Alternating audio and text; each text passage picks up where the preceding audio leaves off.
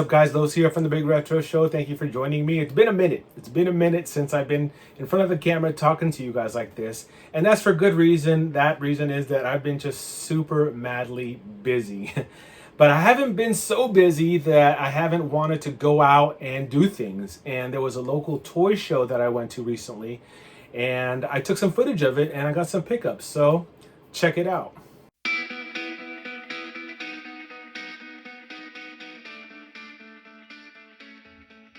What's up, y'all? Just got here to the toy show and I'm greeted with this guy right here.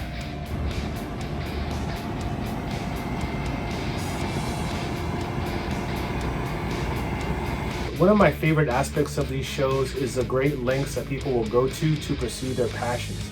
Like right when I walked into the show, I was greeted with the Ecto 1, although it's not the Ecto 1, but somebody had built up their car to look like it. And I saw a van decked out like the Teenage Mutant Ninja Turtles van, and that was pretty cool. And the level of detail that people use to create these things, it's always fun to see that at these kind of shows. Now, walking into the show, right off the bat, I saw the dude, the actor from Gremlins. I didn't approach him or anything like that because I wasn't going to pay for his autograph or anything. I didn't want his autograph or anything like that. But it was kind of neat seeing him there signing autographs with everyone. I haven't seen that guy in many movies, only Gremlins, and it was really surprising to see him there. Although he looks a little bit older, but you know, that's to be expected. The guy was young in the 80s and now he's an old guy like us. So of course, right when you walk in, there's a whole bunch of different toys for you to look at. Mostly modern toys, I want to say. Stuff like Star Wars and Marvel, of course. Those are your usual suspect at these kind of shows. And then there were some older toys that were a little bit more up my alley, like these Thundercats action figures. But of course, those things are extremely expensive and I wasn't prepared to shell out a lot of money for toys. I mean, I have no room. I mean, look around me, guys. I have no room for toys or basically anything else in this small retro cave that I have. And of course, this is an event that draws a lot of nerds like myself. And wherever there's nerds congregating, there's gonna be video games, right? So there was no shortage of video games to be had at this show. And, you know, a lot of them were in good condition and a lot of them were pricey. You know, these people who go to these shows and open up these tables have a vendor fee to pay and a table fee to pay and expenses that they have to meet. And so they're going to be asking top dollar. You know, I want to say just maybe slightly under eBay prices for their merchandise, for their toys. And so I did a little bit of window shopping here and there, and you'll see what I picked up shortly. I did pick up some video game stuff and some other stuff that you're going to see here in a bit. But for most of these games, there was nothing there that I really had to have. I have so many games already that I don't need to add to this big pile of plastic that I have at my house. I have more than enough games to play and quite frankly, more than enough toys, but I still like to go to these things just to see what's out there because you never know what you're gonna find out in the wild.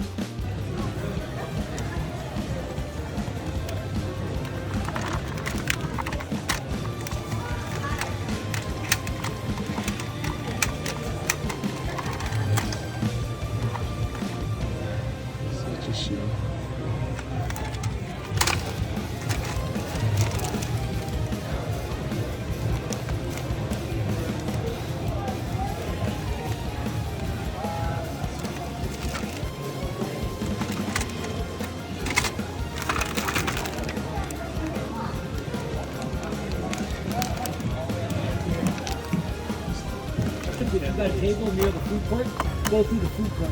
Yeah, but they don't allow us that far down because there's no shops. There is shops down there. That's probably where the men's bases, right here the stores are. But the other end, toward the old Sears, yeah, see, there's that's nothing the there. thing. We went actually, we were in the middle, so we were in the middle and then we went. Oh, and your Macy's women's. So you had to go through the front and go back. To the front entrance.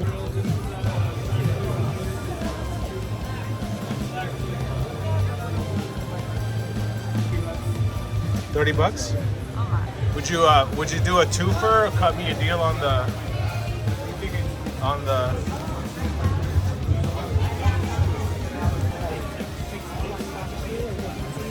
WWEs? About $5 each for the WWEs.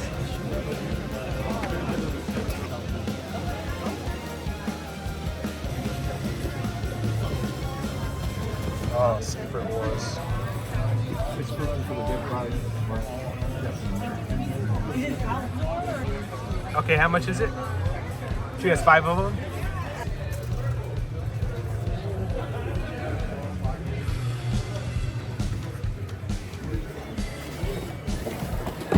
One of the toys that I saw at this show hit me like a wave of nostalgia, and that's these Captain Power toys. Now, I grew up playing with these toys. I can remember back in the day waking up early Saturday morning, like at 6 o'clock, because that is when the show would air, the Captain Power show. And if you had these Captain Power toys and the vehicles, you could actually play along with the show. You can shoot different parts of the show and your aircraft would register a hit. And I thought that was like the coolest thing. Obviously this was a gimmick and it didn't take off quite like the manufacturers wanted it to take off, but I always thought it was cool. And I always woke up early just to watch the show and play along with it. Of course, these Captain Power toys were mint on card and they were pricey. And again, you know, I thought about buying them. I probably should have bought at least 1 or 2 of them in hindsight, but like I don't have a use for them, and I didn't want to just buy them just to put them on the wall somewhere, hang them up, and just admire them like that. So I let them go for this time, although I'm probably kicking myself for doing that. And unfortunately, yeah, I didn't get them.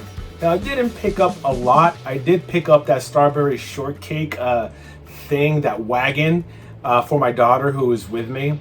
And that was only like $30 or whatever. So I picked it up for her, and it's something that she wanted. And it was in the box, and the box was pretty, yeah, it was beat up a little bit, I'll be honest, but everything was there. So I picked it up, and that was a good pickup for her.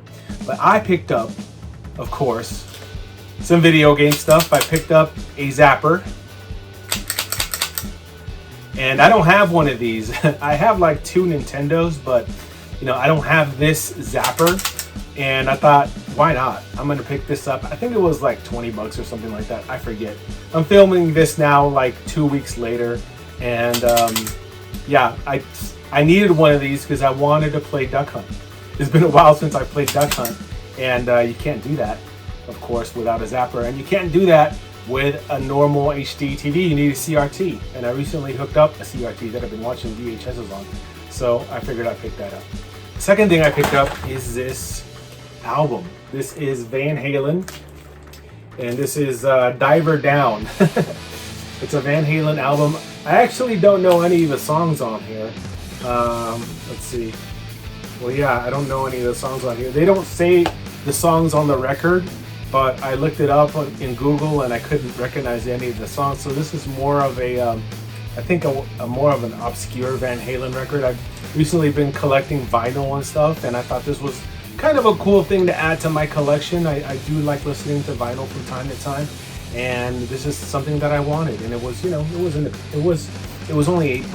I think I got it for $5 though. They talked them down because at this booth I bundled a lot. And so whenever you bundle, guys, whenever you're out there bundling, then always ask for a discount, and most of the time the vendors will say yes. Anyways, guys, that's gonna do it for this episode of the Big Retro Show. Thank you guys for joining me today. I didn't pick up a lot at this toy show, but I was happy with what I got. Yeah, that Zapper, I really needed that for my collection. I don't have one, so yeah, I'm finally with a Zapper, and so that's a good thing. I had a lot of fun looking at everything and wishing that I had more space to put everything in, and more wall space especially. Anyways, guys, if you enjoyed this episode, give it a thumbs up, drop me a comment. Was there anything that I showed you that you guys would have picked up for yourself? If you like this episode, again, consider subscribing to the channel, and I will catch you next time on the Big Retro Show. Peace!